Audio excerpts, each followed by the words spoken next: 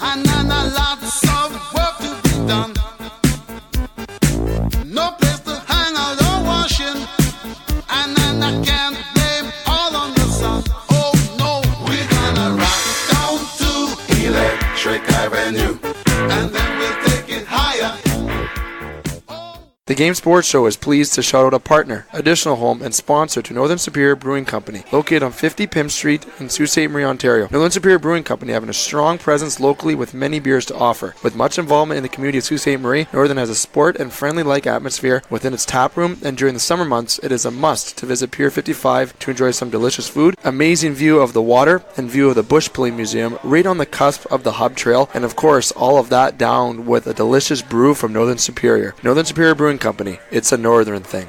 Booyah, and it's time for the Game Sports Show, the Twin Sault's only local, regional, and national sports show. It is your host, David McCaig, for our Sunday edition, July the 7th, 2019, outside at Pier 55 here at Northern Superior Brewing Company. Yes, Pier 55 is open. The weather is delightful, right on the cusp of the Hub Trail and right waterfront here. It is absolutely amazing here. You got to come on down to Pier 55. It is a gem down here, and of course, you can enjoy some great, delicious cold beer from Northern Superior Brewing Company. And I'm here joined with Alex, Parr, and Justin Hykel. I'll bring in the fellas in just a few moments. We're going to get through the usual introduction portion of the show. You're listening to The Game Sports Show on thegamesportshow.com or through Scott Nason's YouTube channel or through our social media pages on Facebook and or Instagram at The Game Sports Show. You can listen to previous editions of The Game on thegamesportshow.podbean.com, which might be an area where you're listening to it as well for our show. You can listen to previous editions in the week as we were on ONNTV on Tuesday. We got that recording on the Podbean page as well as that's on Sault Online and ONNTV's YouTube channel. And that was our only segment this week, as Monday we had a cancellation. Then Wednesday we had a last-minute cancellation from Sports Center Bar and Grill due to some schedule conflicts with myself and Jamie Antonello. So Sunday we did not, as obviously we were here outside at Pier 55. So we're going to combine everything within this hour or so of our show. And for tonight's agenda, we're going to be talking about the NHL, some updates for agency, especially with Mitch Marner. Then when we go to break, we're going to come back. Craig Hartsburg, casual member of the Game Sports Show, will be stopping on in through a telephone interview, as well as he has signed with the Columbus Blue Jackets as a player development coach as well. So we're going to talk about that, and he's going to react both to the Columbus Blue Jackets off-season maneuvers as they've lost a lot and they've made some moves to try to bring and reinforce some of that to try to get back to playoff bound this season. And in part 3, yes, we're going to bring something in from our Wednesday show. No, not In the Pocket, as we're going to be saving our In the Pocket news for our Tuesday edition, and also some mentions on tomorrow's show with myself, Scott, EJ, and Butch. We're going to just talk about the NBA at the end of the show, but we do promise that our In the Pocket and local recap will be on our Monday and our Tuesday show with Scott, EJ, and Butch, as I mentioned, and myself, as well as Sault Online, ONNTV. Make sure to follow us on Instagram and Facebook at The Game Sports Show to keep track of everything, all updates locally, professionally, and all the fun stuff with sports for the Twin Sault's only local, regional, and national sports show. And as I mentioned at the top, get down here to Pier 55. It is a hidden gem here, and it's right on the cusp of the Hub Trail, and the beers are just absolutely delicious, as I mentioned at the top as well. Without further ado, I'm going to bring in the fellows that are with me here today. My usual members, Alex, Justin, going to you first. Alex, how you doing, my friend? It's a beautiful day. Can't ask for anything else. Right? It's amazing here. Great gem. We're outside here at the Pier. We've transitioned from the inside here in the summer months. From now until September 1st, we will be outside at Pier 55. So if you guys are having any difficulty listening, and by guys I mean the listeners, please let us know. We can try to improve your quality of listening going forward in the futures. But we did our testing. Everything should be fine. Justin, we do our testing all the time to make sure we give the listeners the best quality.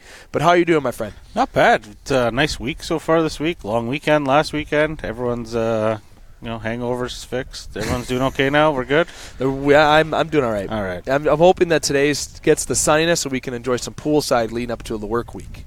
It's kind of the plan. It sucks being inside of the office and it's sunny outside.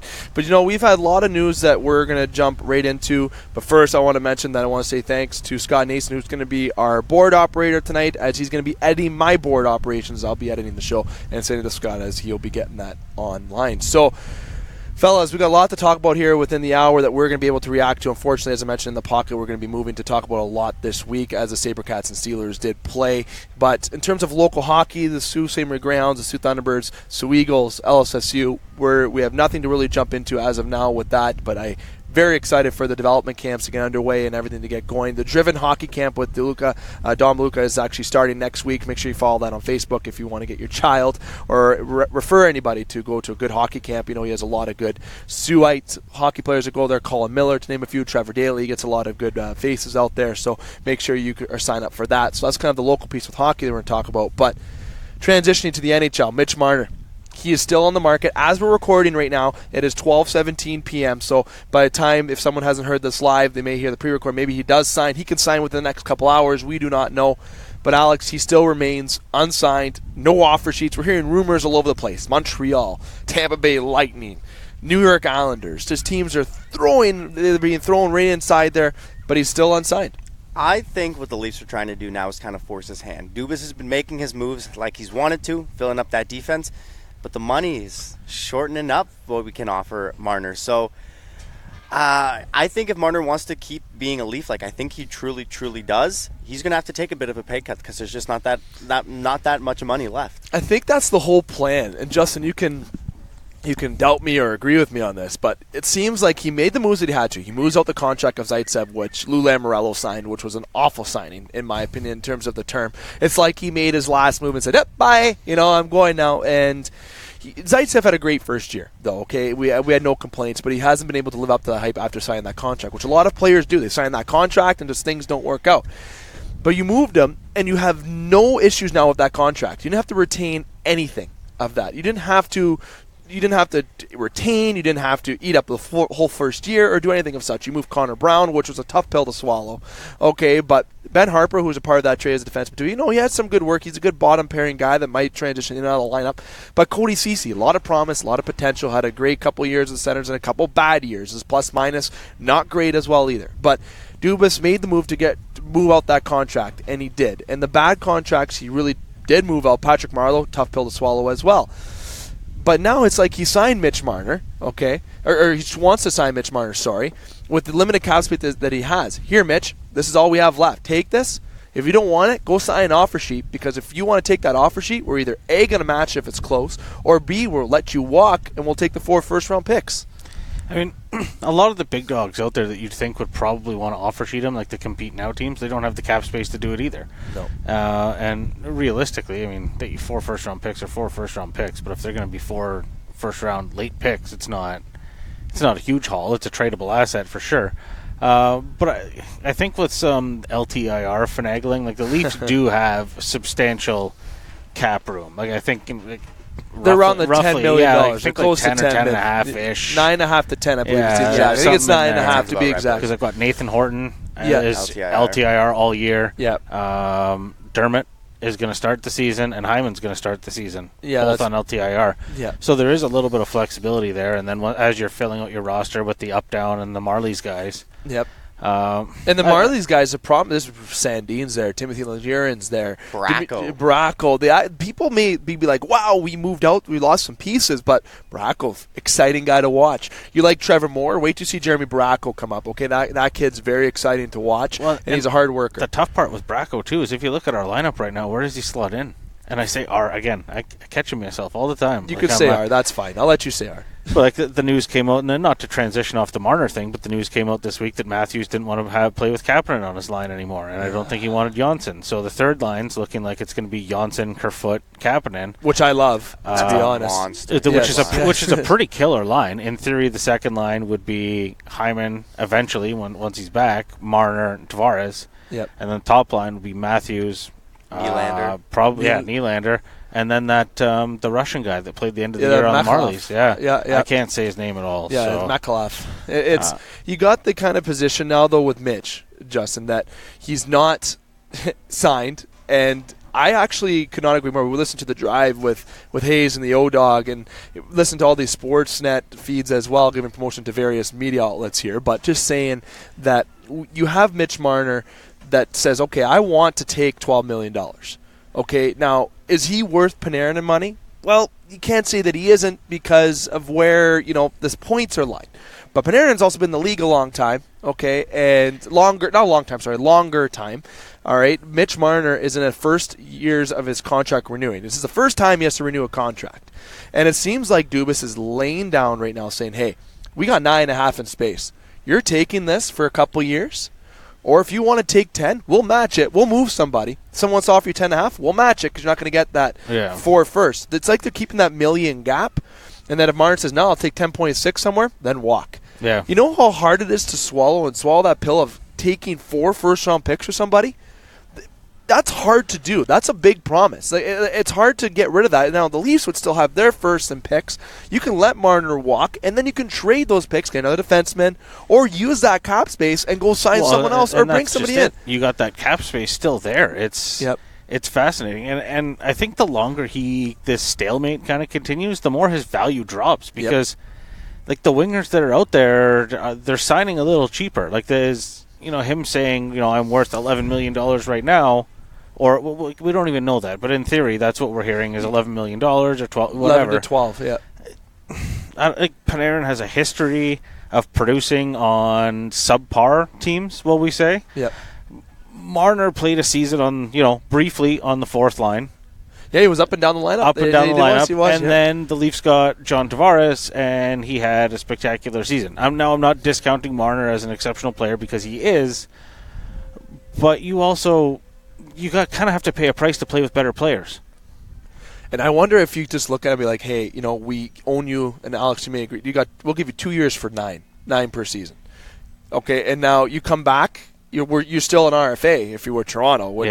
So you can look at that and be like, all right, sign the bridge deal, prove that you're worth that, and then by then you can maybe sign that big deal if you think you're actually better than Matthews Tavares is. But I will say, and I have said it on the show, that Marner had a better impact on the team than Matthews did this year. Can't say that he did other than Tavares, because Tavares had a lot of points this year, a lot of goals. He had a great year.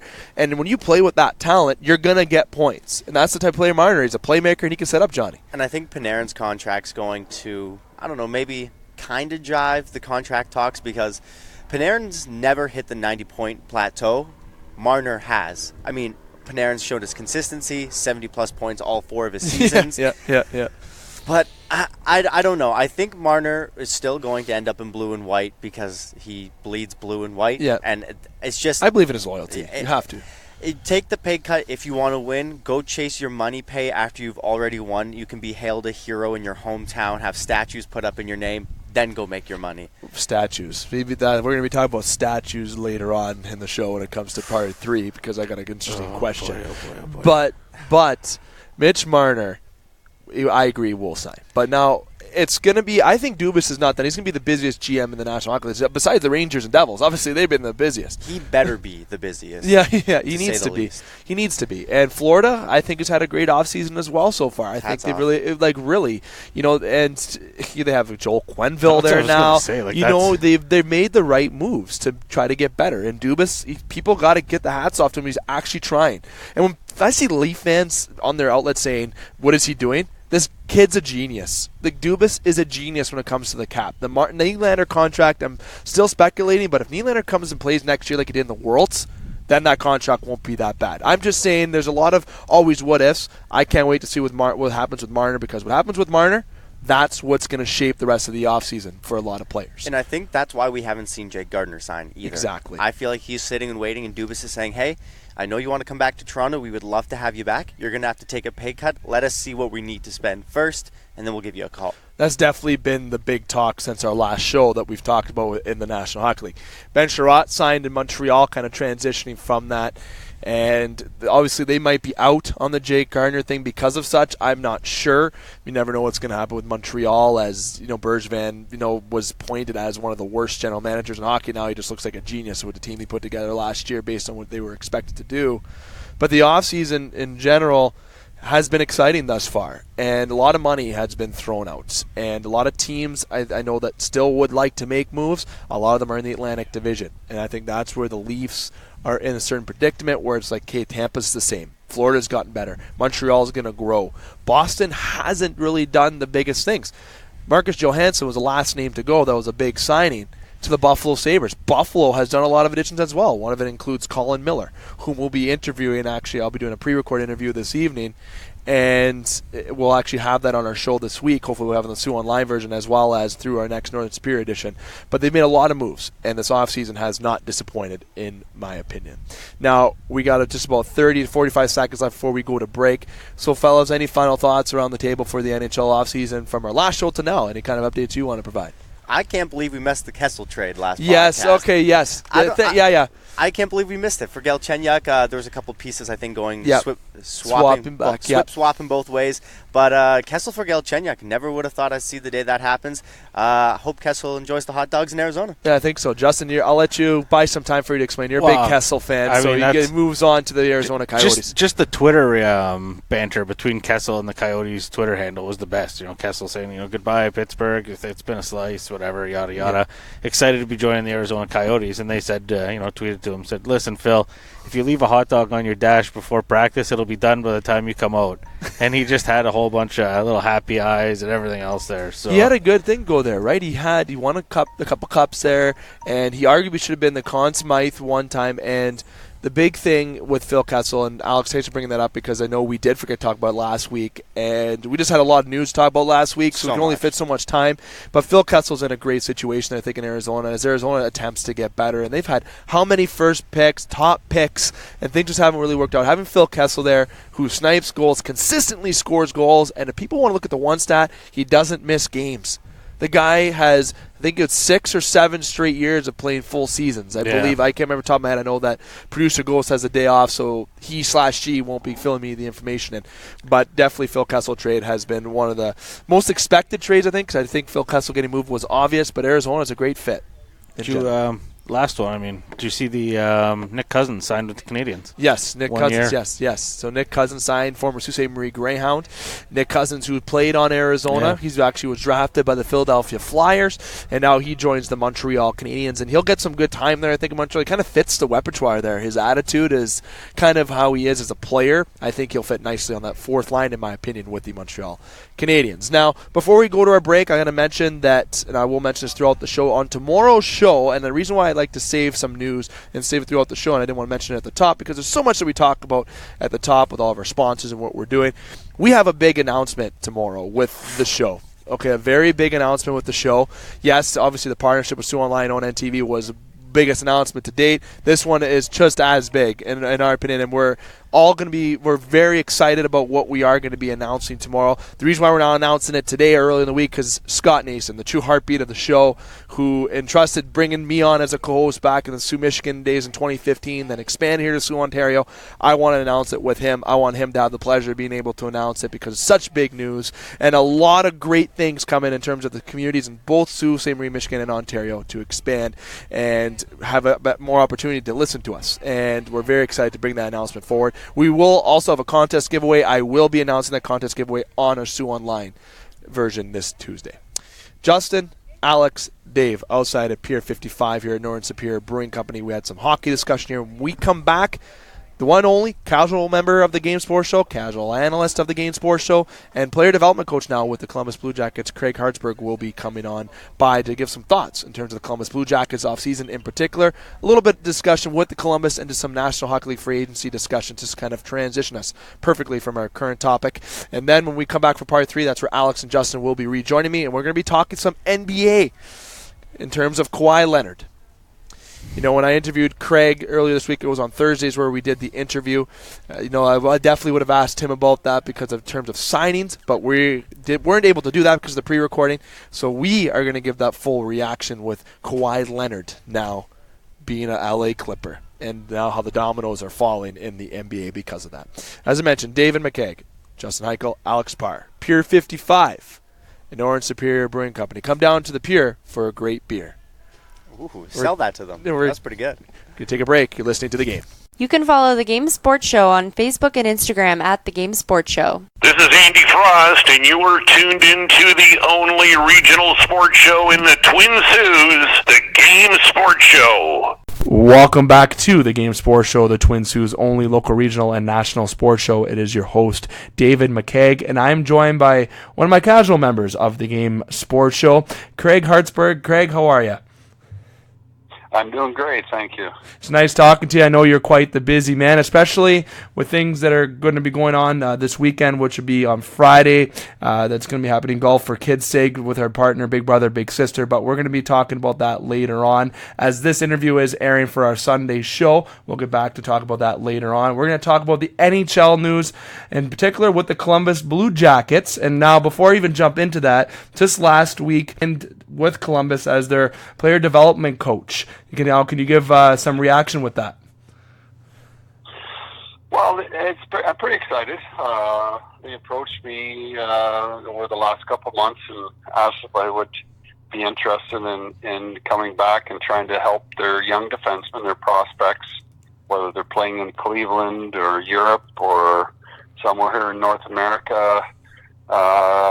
Most teams now they've got multiple development coaches, and they said they were lacking in the defenseman area. So I said, "Oh, yeah, I'd love to do it, and if I can help, I certainly would." So I was down to their development camp last week with their young prospects, and really look forward to it. It's not a full-time job where every week you're going somewhere, but I will obviously identify their prospects on the back end and try to spend some time with them on and off the ice. See, now, with that position, obviously, being in development, that's definitely, I think, a great area for you to be in. But with Columbus as an organization on the defensive side, do you already have a couple ideas in yourself where you can see some improvement or some things that you can bring to the table that might change that development in that retrospect for defense? Well, I think the biggest thing for me is, and I talked to a few of the kids that we down in Columbus last week, is my goal is to try to get those kids to the National Hockey League, whether it's a year, 2 or 3 or 4 years. Everybody gets to that level at a different time, and it's not just about physical skills. I think it's as much about the mental skills, where you learn the game, you know what your strengths are, your weaknesses are, and try to get players to understand those, so that they every day they approach their job and say, oh, okay, I got to get better at this. Here's what I'm good at. Here's the things that I can help our team with, and again, try to get them to focus on what it's going to take them to get to the National Hockey League. See, being in the NHL is obviously a young man's, dream. When they get there, it's almost just as hard to keep it than it is to get there and keep the spot. Now, in terms of being in the development side, do you get to touch an area? Obviously, you being a player and also a coach, you obviously have experience with the development, and you've coached the World Juniors. You've seen this is not really foreign territories to you, really. But are you, with this position, is it allowing you to maybe touch some skills that that you can't do as maybe in particular as a head coach, or that you'd be able to do as if you were a scout or anything like that? Is it something that you look forward to doing, just to kind of do for the remainder of your positions in the NHL if those opportunities come? Well, I think I look at it as trying to be a mentor to some of these young players, and I can look at both sides as a player and as a coach, what they're looking for in Columbus, and try to get them to focus on a daily basis what they have to do to be a good player. Think the game. They have to understand what the game is all about. They have to have a plan for themselves when they go into every game. They can't just show up to the rink and say, okay, I'm drop the puck, I'm ready to play. They have to understand who they are as a player, what they bring to the table, and again, their weaknesses, so that again we will focus on trying to get better at those things that are preventing them from being a National Hockey League player. Definitely. It's a long road to climb, as an old cliche saying that I used to be told, that there's always a player 25 clicks down the road, and I was always told that from coaches growing up in here in the Sault Ste. Marie area. Now, with Columbus, speaking of developments of sorts, this year they made a lot of sacrifices with their draft picks to be able to bring in some great talent, and names to mention, obviously Matt Duchene, Ryan Dzingel, and obviously Adam McQuaid, who I'm a big fan of on the back end weekend, speaking of defense. And this offseason so far hasn't been the most friendliest to the Columbus Blue Jackets, just in terms of players so far leaving. You had Panarin, who signed with the New York Rangers, Bobrovsky, who moved on to the Florida Panthers, Duchesne, who took his hockey talent and I guess his music talents as well that, have been surfacing more to Nashville. And in this business, obviously that is what happens, and Columbus made those risks and sacrifices to make a good playoff run, and they did have a good playoff run. They end up playing the Boston Bruins, losing to the Bruins, a team that ended up making the Stanley Cup final, but obviously they had a historic first round against the Tampa Bay Lightning, just sweeping the best team that we've seen in the 2010 era with the Tampa Bay Lightning. So in terms of the picks being moved and the players moving on, we're going to jump into kind of the pick side. With those picks that you have that you moved this year and going forward, is there any concern with the Columbus Blue Jackets organization with the picks that they moved? Are they happy with the sacrifices that they made, or is there another kind of side where Columbus maybe thinks, since we didn't keep those guys, would have been maybe best to keep those picks? Well, I don't know 100%. I certainly wasn't there through all the trading of those picks and players, but I think they felt that their team was ready for that next step, and I think they did take a big step. And I think, again, from watching from outside, I think if they would have beat Boston, they could have got to the Stanley Cup Finals, which is huge. Yeah.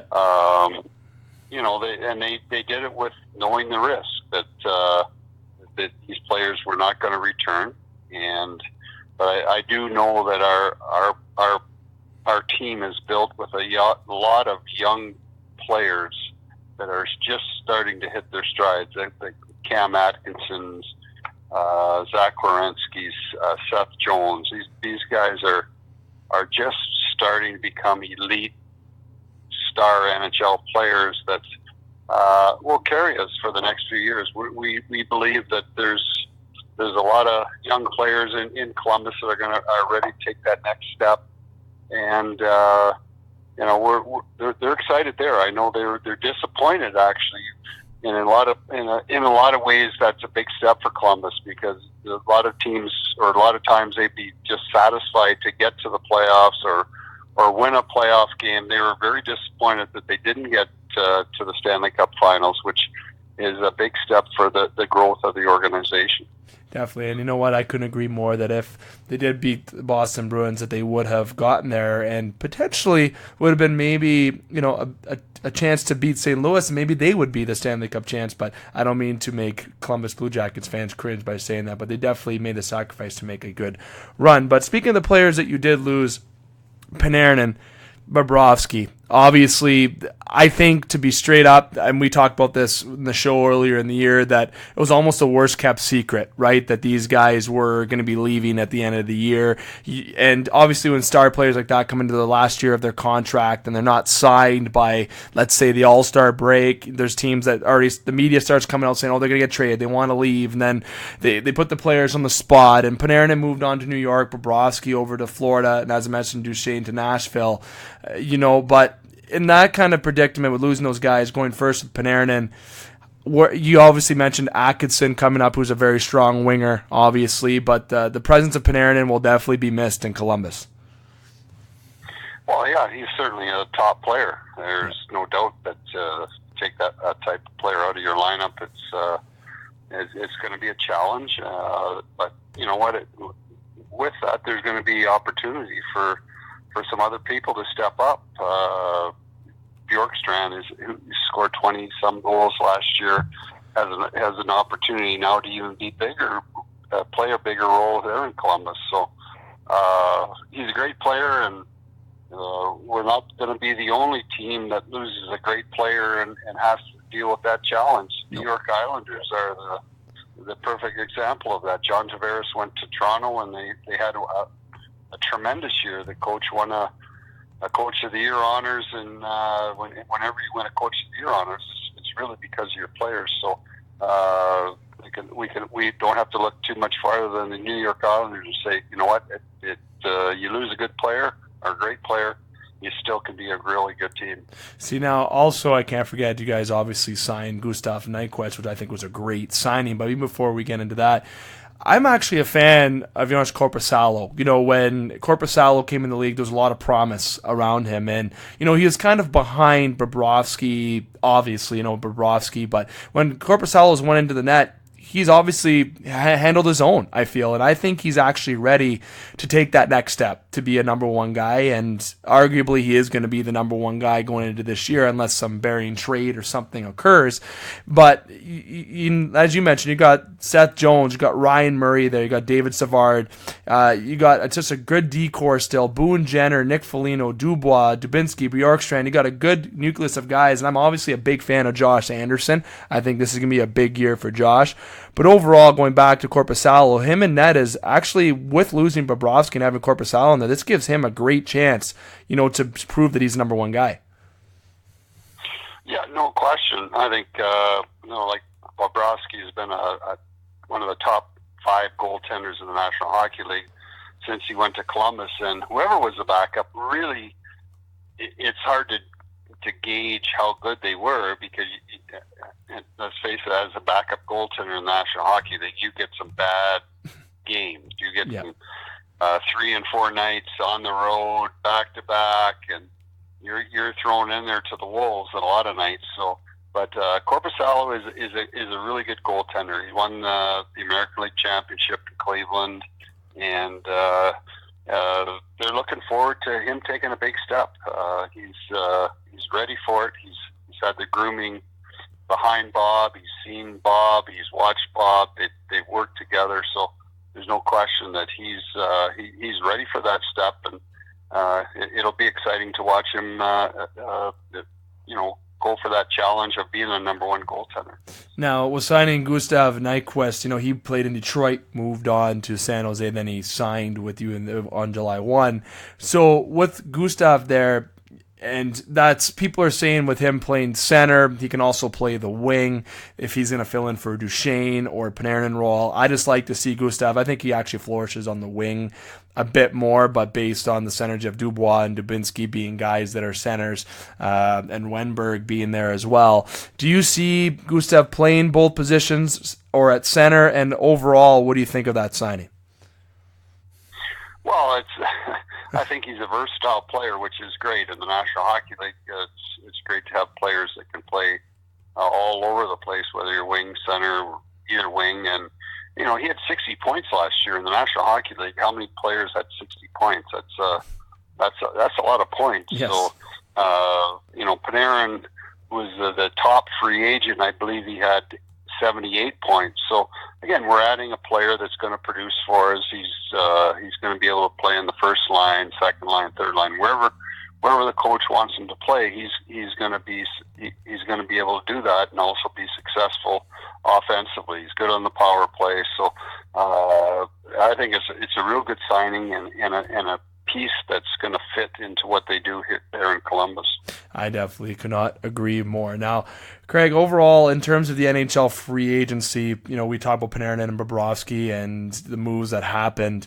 And just overall, there's over 84 signings. Now, obviously, there's been more with some guys falling off the table just earlier in the week and everything. So when we talked about on our Tuesday show on ONNTV, there was 84 signings and re-signings, and then that's not even including some trades, which is wild. Just July 1 was a busy day. Just overall reaction from you, just how July 1 was, and how, look at all the money that was spent. It's unbelievable. Especially, Panarin was a guy who's taking $11.64 million. He's just under McDavid in that retrospect with the amount of money that he's making, which definitely concerns Leaf fans with Mitch Marner, who's still, to the time that you and I are interviewing here on Thursday, July 4th, that he is unsigned. And I really think that this is going to be one of the best off seasons in the NHL, especially in terms of trades. But what's your overall reaction with the NHL free agency? Where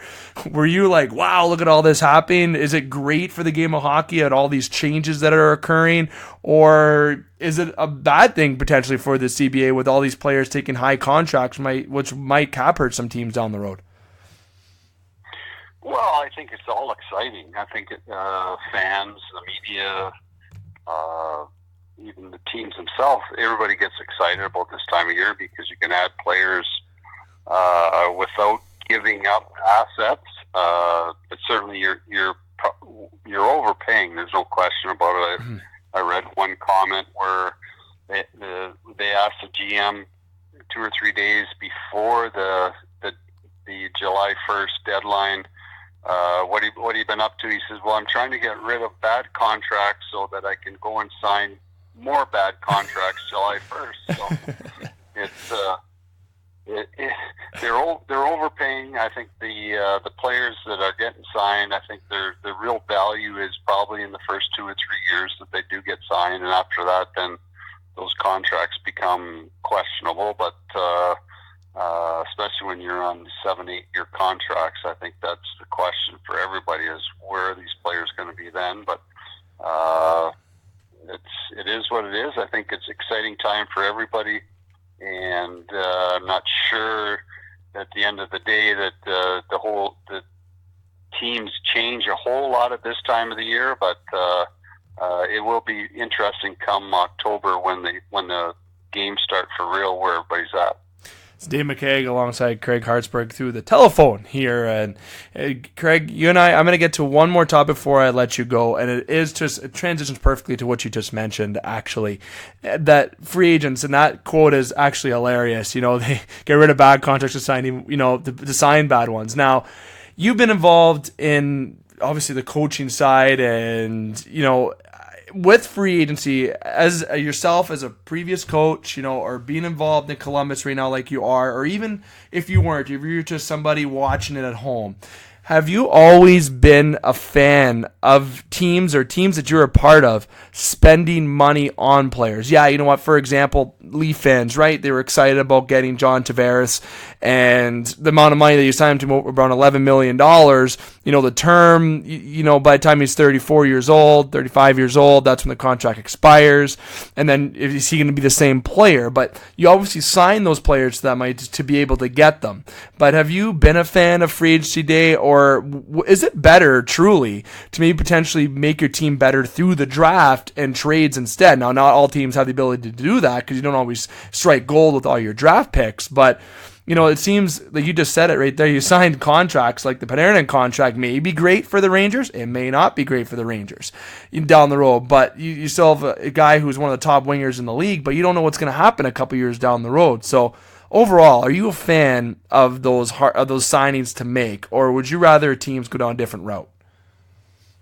Well, I think the foundation of every good team still is the draft. I don't think you can just buy a Stanley Cup team. I think you have to have a foundation of drafting the type of kids, the type of players that you want, and then you develop them. And then I think at the end you add some pieces through free agency that are going to be a big plus to your program. But I think the best teams in the National Hockey League are still built through the draft and developing their own players, and after that, when you can add a piece that's going to be certainly a special piece that's going to put you over the top, I think that's what pro sports is all about, really.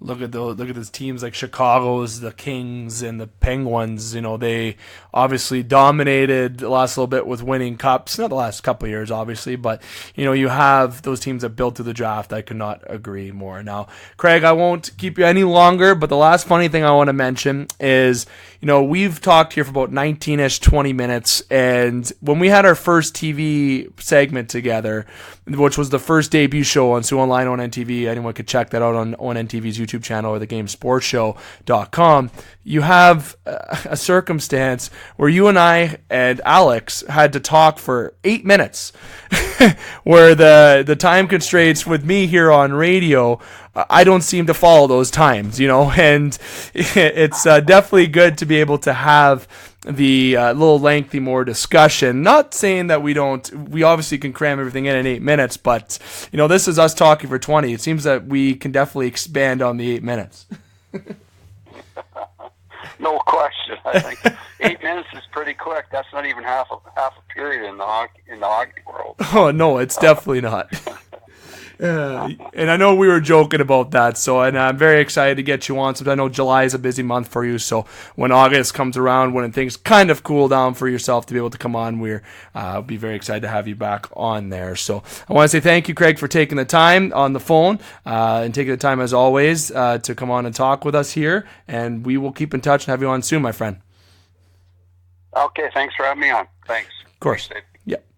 And we're going to take a break, and when we come back, we got some more sports talk with myself and the fellas here on the Twin Cities' only local, regional, and national sports show, The Game Sports Show. Don't go anywhere. The Game Sports Show wants to thank its original home, partner, and sponsor since 2015, Sports Center Bar and Grill, named the Sioux's best sports bar for 3 years in a row. Sports Center Bar and Grill is located on 624 Wellington Street West in Sault Ste. Marie, Ontario. Make sure to come on down to Sports Center to enjoy the great atmosphere with great cold beverages available, including those delicious Molson products. Don't forget about their famous 75-cent wing nights on Wednesdays. They're truly the best wings in town. Like and follow Sports Center on Facebook at Sports Center SSM. We look forward to seeing you today. Sports Center Bar and Grill, the Sioux's best sports bar. The Game Sports Show is pleased to shout out a partner, additional home, and sponsor to Northern Superior Brewing Company, located on 50 Pym Street in Sault Ste. Marie, Ontario. Northern Superior Brewing Company having a strong presence locally with many beers to offer. With much involvement in the community of Sault Ste. Marie, Northern has a sport and friendly-like atmosphere within its tap room, and during the summer months, it is a must to visit Pier 55 to enjoy some delicious food, amazing view of the water, and view of the Bush Pulling Museum right on the cusp of the Hub Trail, and of course, all of that down with a delicious brew from Northern Superior. Northern Superior Brewing Company. It's a northern thing. Hi, this is Paul Maurice from the Winnipeg Jets, and you're listening to the Game Sports Show. Welcome back to the Game Sports Show, the Twin Cities' only local, regional, national sports show. David McCaig alongside Justin Hykel and Alex Parr. Pier 55. Come down to the pier for a great beer. Northern Superior Brewing Company. Perfect. Where it's always a northern thing. Oh, okay. Tying it all in. Okay. We're in the cusp of the Hub Trail. I love saying that, as people probably noticed. And right out the waterfront here. It is great. It is a great day here in Sault Ste. Marie, Ontario for this July 7th edition of the Game Sports Show from Pier 55. Great transition from inside the tap room to here. We'll be here outside in the summers until September 1st, until we transition back inside the tap room and or brew house. As you know, we get ready for another exciting season, both locally and in professional sports, especially when it comes to hockey and basketball. We obviously do talk about baseball on this show. And I want to give a couple note mentions here, as we need to use the time to eat up some Kawhi Leonard NBA talk, as we did cancel our Wednesday show, so I do have to follow a particular agenda. But I want to mention off the top here, we are waiting for some official news, but it seems that Don Cherry's tenure with Coach's Corner has been removed. He will not be renewed, and myself, Justin, Alex will get into more discussion of that when it comes to Sault Online version of the Game Sports Show, if that is official by then. And next week we will not jump into a full dissection of it today, but it seems like Don Cherry's tenure with Coach's Corner and CBC has been completed after a long run with CBC, but he is 85 years old, and it seems like it may be time to move on to other things, or just not do a Coach's Corner after the first intermission. I know Justin brought up a very interesting point of maybe Brian Burke gets a little segment with Ron McLean, but I don't know. I think they're going to stick to just having the panel with Elliot Friedman, Kelly Rudy, Nick Kiprios, and Ron McLean. You know, I think they have a good thing going there, so they might just do that.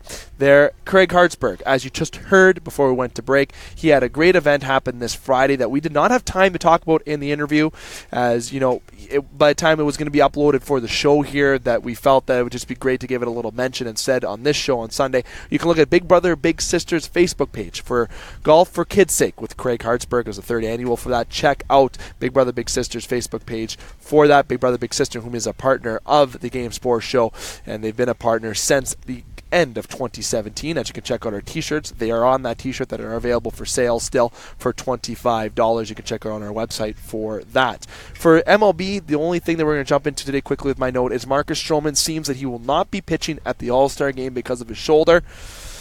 Marcus Stroman, it seems like the days are numbered with him with the Blue Jays as well. I'm wondering when the move is going to happen there. And also Aaron Sanchez is not up in his trade value whatsoever because of his performance on the field. The Blue Jays are in rebuild mode.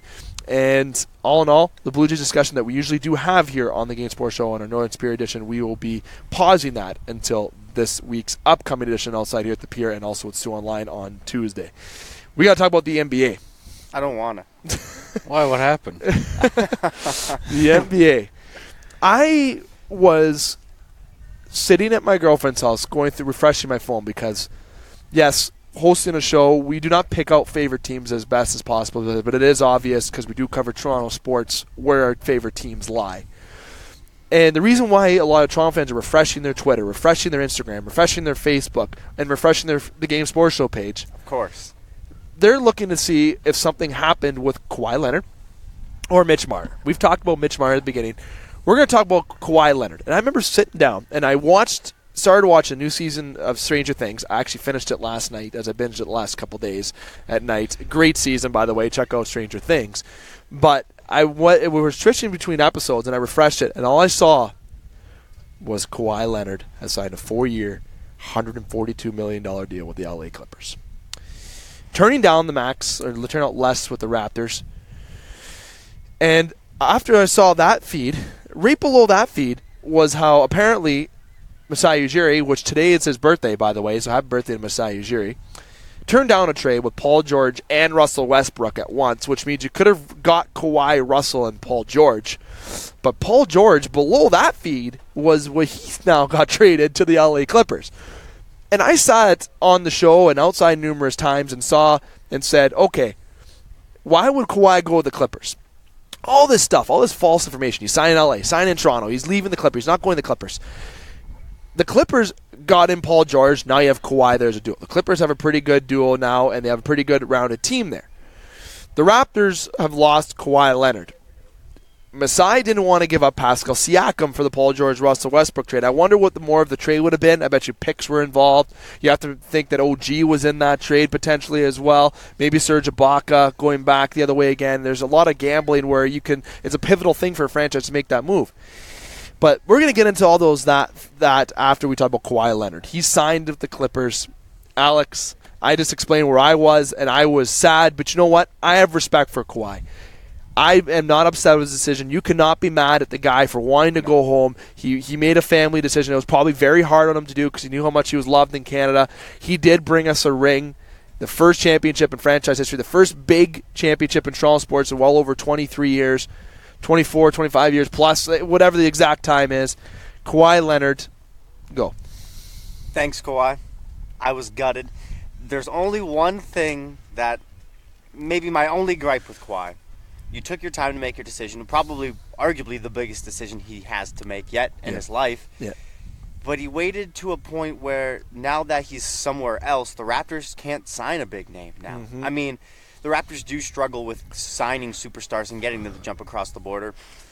But now we have no chance to do that. And next year we're going in with our three-headed monster in Lowry, Siakam, and Kawhi. A two-headed monster, and without Kawhi, I wouldn't even call it a monster at that point. Here's the funny thing. The Raptors had over 15 wins and under 5 losses without Kawhi in the lineup this year, too. Mm-hmm. One of them against Golden State. Yeah, then you have Gasol, you have Lowry, you have OG, you have Pascal there, and you have Van Fleet. Those are your projected starters.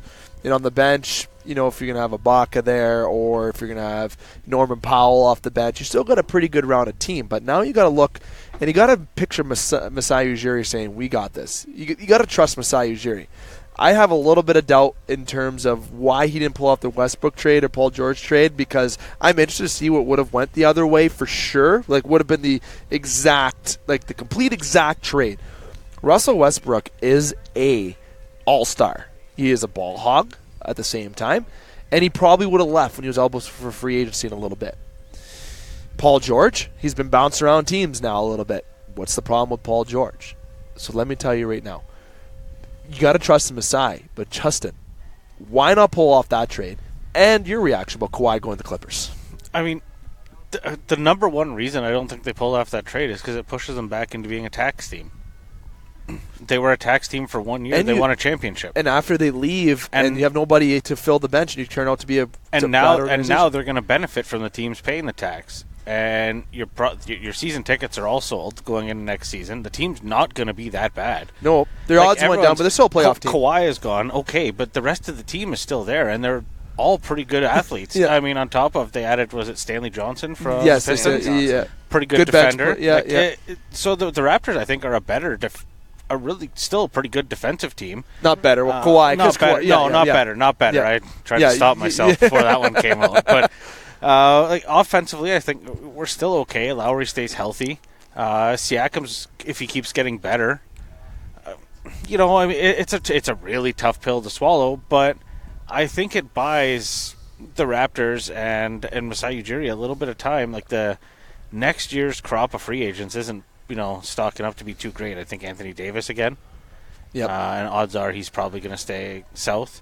And then the following 2021, it starts to get pretty... Giannis is a free agent, too. Yeah, it starts to get pretty crazy. So Rumors have already started with Antetokounmpo, too. And Toronto. you think the Raptors are going to have a ton of money. Like, they pretty well could have 2 available max contract spots at that point in time if they still have Siakam on the team. And you have to expect he's going to sign a bigger contract.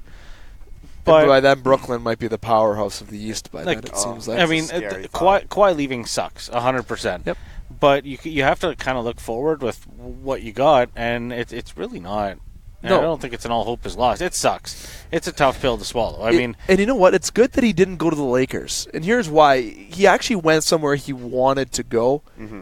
And in Toronto, he wins a championship. And it's not, if he would have lost and we didn't win the championship, I think I would be a little bit more upset. But he's not a sellout because he took less money. He didn't team up with LeBron. If you team up with LeBron, you're a sellout. That's what I'd be saying that, because you would have been the third guy. He doesn't want to be that guy. He wants to have a legacy. The Clippers have had a lot of cursed things happen. Blake Griffin there. They haven't been able to succeed. Now they have a different change in culture there. And Kawhi Leonard goes to a team where he wants to be. And it's not like he didn't want to be with the Toronto Raptors. It's not like he didn't want to do that. He came here and he played his heart out. He played his guts out, right? He came here and put all the heart on the line, and no other player has ever done that in Toronto, in my opinion. I'm looking at hockey.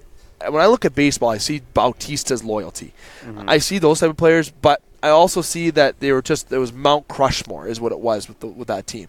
Just the heart with Kawhi is back. When he calls a turnover, he get that ball back. He played his heart out when he was here. Even though he probably didn't want to be in Toronto, he played like he wanted to be here. Well, at number one, it was the Raptors had a year to kind of sell him on the team and the organization, and in return, Kawhi helped them to a championship. So I mean, the Raptors had their chance to sell him, but he wanted to go home. If that's what he wants to do, you can't fault the guy. It's the same as Tavares last summer. No, exactly. He wanted to go home. The end. He took less money to go there. It's where his family wants to be. And if there's anyone who talks bad about Kawhi, you're an idiot, because you're dumb. Because the guy loved being here. He won us a championship. Now, if Masai Ujiri's got to go to work. He's got to try to keep this team competitive. And not all you're losing. You're losing Kawhi, and obviously you're losing Danny Green, which Danny Green signed with the Lakers. DeMarcus Cousins signed with the Lakers now. Okay, the Clippers have Paul George. It seems like the rivalry in L.A. is pretty strong. To be honest, I think the Lakers have a better team than the Clippers still because of what they have there, but they also have a lot of drama on the Lakers with Cousins as the ring chaser. Okay, he's already struck out with going over to the Golden State Warriors. Okay, and when he got traded to the Pelicans, that didn't really work out. So your team's back up with Davis and the Lakers. LeBron James is a drama queen. So is DeMarcus Cousins. And I mean no disrespect to LeBron. He's, I think, the best basketball player in the world still, but he is full of drama. He's starting to get old now, and he can't do it all himself like he was doing. Exactly. And Anthony Davis, good addition, right? The Lakers are strong. The Clippers are a strong team. Brooklyn, they're going to be strong this year, but they're going to be a lot stronger the next year when KD gets back there. The Knicks lost out on everything, which is absolutely so sad for Knicks fans. Like, I feel so bad. I can just imagine your pain. But Raptors fans, we do not need to be upset at Kawhi or upset in general. We still have a good team. Kawhi Leonard, I cannot say more but just thank you, because I have respect for him. I would still go buy a Kawhi Leonard jersey. Yep. I still consider him one of the biggest points in any kind of Toronto sports. He brought us a championship here. He was a big part of it.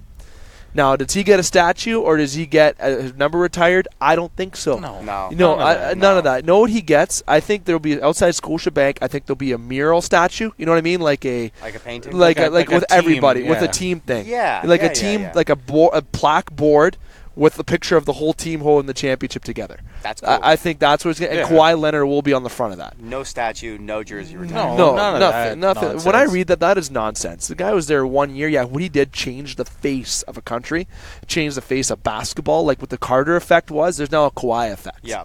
Okay, and curious, speaking of Vince Carter, where he might land now especially. I wonder if he's going to turn his talent sell to the Clippers now instead of coming to Toronto. But besides that, Kawhi Leonard did what he had to do here, and he was great at it. Well, and you know, the other end of that is I don't really think he sold any false hope to anyone.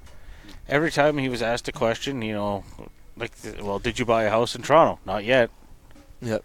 Like, it's, you know, I don't want to talk about that right now. We're not going to talk about that right now. We'll figure it out. Wait till the end of the season. You know, so there was never really any, I don't know, it seemed like he gave a lot of the same answers as Tavares did the summer before. I like comparing the situations, and Tavares got roasted, you know, for being dishonest and everything else, and maybe it's because the Islanders didn't win, you know. There's a bit of a rough relationship between the fans and the teams there, and everyone in Canada is still on the high of the parade. Yeah. But I don't know. I'm happy for him. The Raptors, you got to move on. He got the option to go home. Good for him. The statue thing's stupid too. I like the mural idea though. Yeah, I think that makes most sense. Now, Alex, moving on from Kawhi, the Raptors, and the other moves, the Raptors bringing Stanley Johnson, as Justin alluded to, and DeMarcus Cousins and Danny Green, as I mentioned, going to the Lakers, George over to the Clippers. Russell Westbrook's open for trade. I wonder if the Raptors are going to go that route, but I doubt it. That probably would have the first time. Your reaction about everything outside of the Kawhi thing now, how the dominoes are falling. Well, I want to take a moment to speak on how ridiculous the Paul George trade was.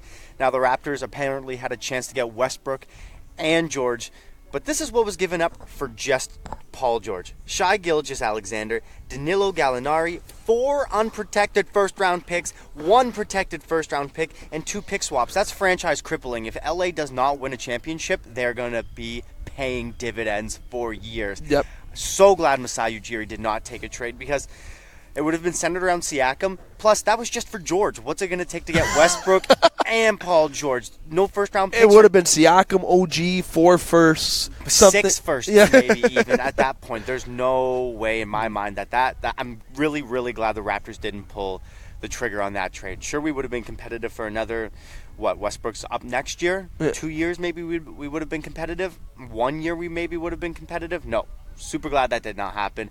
As for the rest of the league, that LA rivalry is going to be fun to watch. It is going to be fun to watch. And I actually kind of wonder, I read a little fan theory, so it's not true, but I wonder if Masai is going to look at Andrew Wiggins.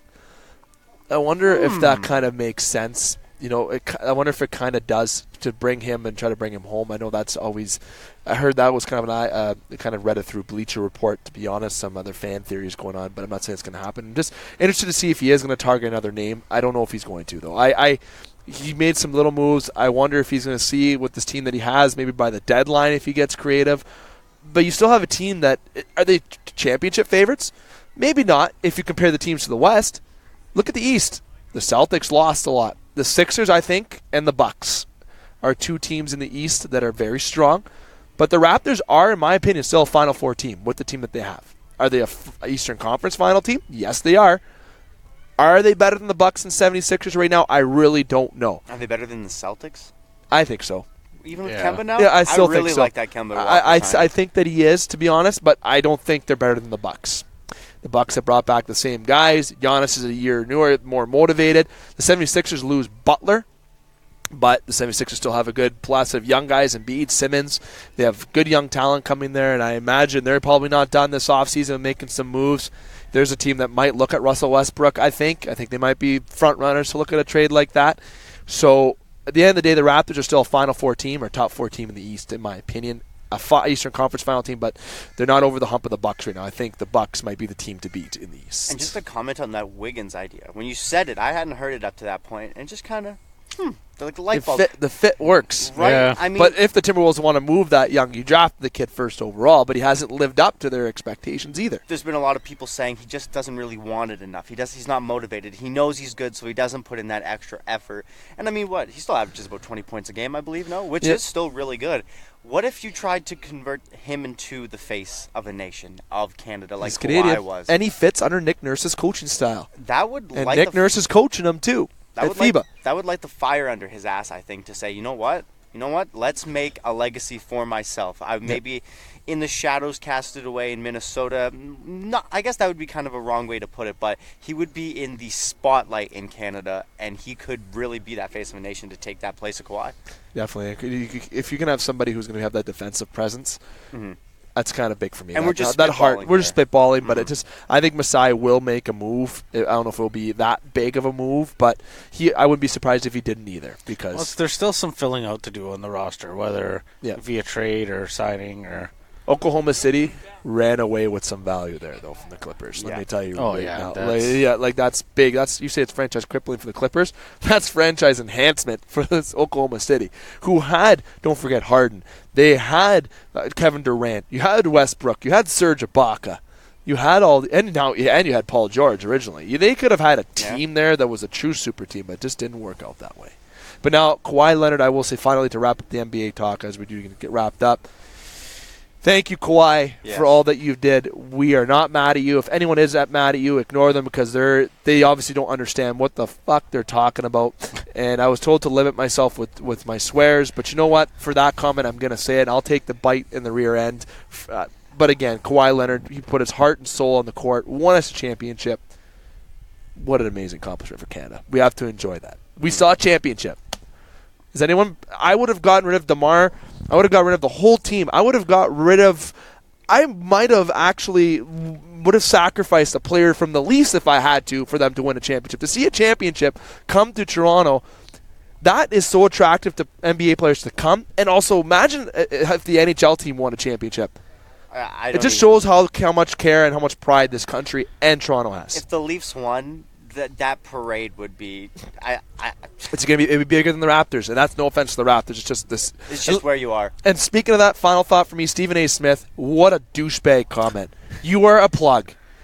Okay, you are a plug. Your comment saying that you don't want the championship in Canada. Well, you obviously got your wish, because we might not get one next year. Depends what Masai does, or maybe we do get one. Wouldn't that be awesome if we did win next year again without Kawhi too? But thank you to Kawhi. But Stephen A. Smith, keep your mouth shut for once.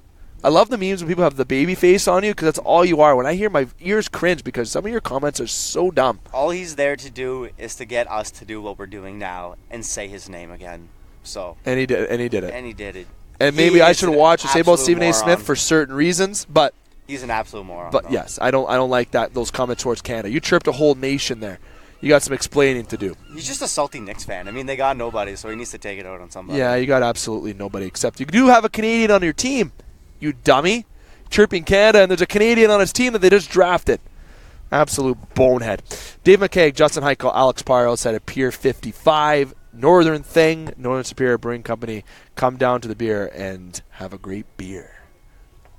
Really shoehorning that one in here. I love that. I like it. I mean, it works. It does work. I'm definitely shooting that to the marketers at BAK, Trevor Zachary and Jeff DeCarpo.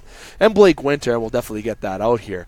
But you can come down to Pier 55 when we're here. We're going to be here every Sunday all summer until at 12 noon, till 1 p.m. And if it's weather permitting, obviously if it rains, we'll be transitioned inside or into a different location that will be powered by Northern Superior Brewing Company. For upcoming shows this week, tomorrow, myself, Scott, EJ, and Butch are having our own show in a private location, actually, as weird as that sounds. We're going to be in a garage, technically, next week. We're going to call it the garage, actually, that's what I call it, without Scott's approval. But we have an announcement to make next week, and that is... on Monday, we're going to have a big announcement, so it is technically for next week, but for this upcoming week / tomorrow, Monday, myself, Scott, EJ, and Butch have a big announcement for the show, so you definitely don't want to miss that. Tuesday, Sault Online, be on the air at 6:30. Myself, Alex, and Justin will be there. Brendan Brooks is planned to be there as well to make his appearance as a casual member of the Game Sports Show, and we may have a guest as well that we're currently trying to work on, but I don't want to give anyone false hope. Wednesday, Sports Center Bar and Grill, 9 o'clock this upcoming week. then we'll be back outside here at the Pier on Sunday, and Colin Miller will be joining us this upcoming Sunday for that show. So hopefully everyone enjoyed this first segment outside at the Pier. Alex, thanks for coming by, my friend. Absolute blast. Love it. It's a great touch being outside. Isn't it? It's really nice, actually. It's really fresh air. Can we stay here the rest of the afternoon? Mate, especially if the beers keep coming now. Try out this new Irish Red. It's pretty tasty as well. Yeah, outside. not too bad. Not too bad. It's Dave McCaig here. I want to say thank you to Scott Nason, being the main board operator, editing my board operating stuff. That's so technical. The technical terms coming out of you today. Yeah, I'm not the greatest when it comes to tech terms, I don't think. But I also want to say thank you to you, the listeners, for coming on by to listen to us and to always following the Twin Cities' only local regional national sports show. Great things coming this week in terms of announcements and contest giveaways. You do not want to miss out on any of that. Now, Dave McCaig here, sign off on behalf of Alex and Justin. Again, thank you for stopping on by here on the Game Sports Show. Make sure to follow us at the Game Sports Show, Facebook and Instagram. Check us out on thegamesportshow.com. We do have a new website coming our way as well with the Game Sports Show. And no, that's not the big announcement that we have tomorrow. I'm going to keep dropping that big announcement because it is absolutely huge. Yeah, like you're saying it a lot, but if anybody's listening going, well, of course he's going to promote his own stuff. No, this is big. You'll want to know what's being announced. Definitely big. You do not want to miss out on that. But this is Dave McCaig sign off. I want to say thank you to all of our additional sponsors, including with Northern Spirit Brewing Company. I want to mention Sault Online, ONNTV, Sports Center Bar and Grill, Icebreaker Sports Bar and Grill, Discover, The Canvas, The Salon, The Superior Pro Shop, Big Brother, Big Sister, Northern Quitters in Need, and North Shore Sports and Auto. And I want to give a special shout out to Compass as well, as they're doing our banner.